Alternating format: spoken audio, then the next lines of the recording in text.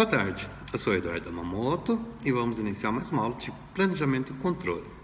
Hoje o assunto será monitoramento e controle. Isto envolve numa fábrica, numa produção, verificar, detectar o que está acontecendo. Caso necessário, posso replanejar, intervir, colocar outros planos. As empresas normalmente elas trabalham com dois tipos de controle, um que é o empurrado e outro que é o puxado. Eu vou deixar um vídeo falando exclusivamente disso daí, e ele vai fazer uma ligação com a aula anterior de Just in Time. Controle puxado é um sistema que a demanda é acionada com base nas requisições dos centros de trabalho, dos consumidores internos. O controle empurrado é um sistema centralizado em que as decisões de planejamento e controle são emitidas para centros de trabalho, que devem desempenhar suas tarefas e mandar suas peças para uma estação seguinte. Então, ele é o contrário. Normalmente, na indústria, a programação puxada possui custos bem menores em relação à empurrada. Na sequência, eu vou deixar um vídeo também sobre MRP. O que seria isso aí? É um software que faz todo esse tipo de análise. Então, vocês vão verificar que esse software ajuda muito na empresa para reduzir os custos, para fazer um bom planejamento e principalmente ali para você fazer o controle. Então, assista o próximo vídeo, que já está agora na sequência.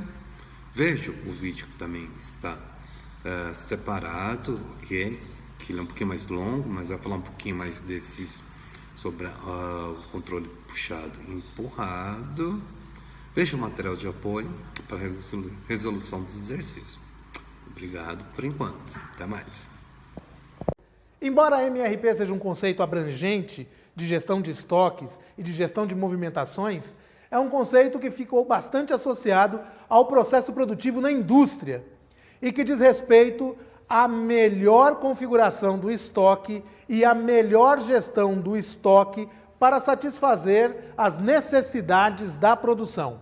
De maneira geral, o MRP consiste na gestão dos estoques para que não faltem matérias-primas, insumos e componentes no processo produtivo projetado de acordo com o que é o planejamento da produção. É muito comum, por exemplo, que uma determinada matéria-prima ou um determinado insumo esteja disponível no estoque para a produção de hoje.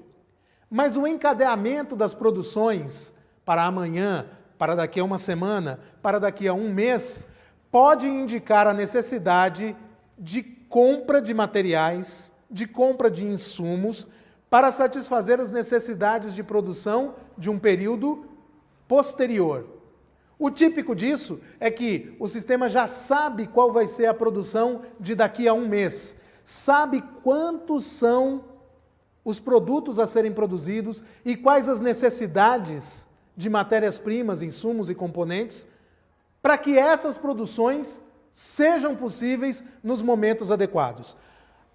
Então o sistema dispara as ordens de compra dos materiais que precisam ser comprados com a anterioridade necessária para que o fluxo de pedido e o lead time de entrega do fornecedor esteja apto a deixar a matéria-prima disponível no dia e na hora em que a produção vai ser executada.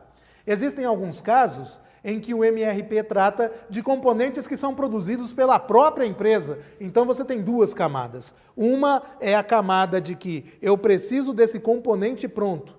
Esse componente tem um determinado tempo de produção.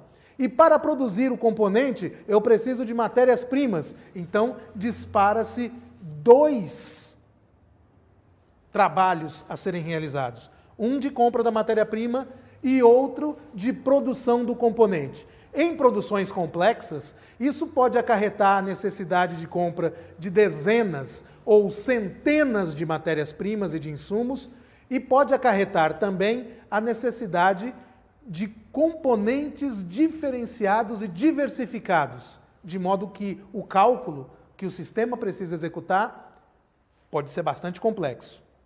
Por outro lado, Pode acontecer também de que uma parte dessas produções sejam realizadas por terceiros ou em terceiros, de maneira que é preciso colocar no cálculo do MRP o tempo de frete até o terceiro, a capacidade produtiva do terceiro e o tempo de atravessamento que essa operação vai levar.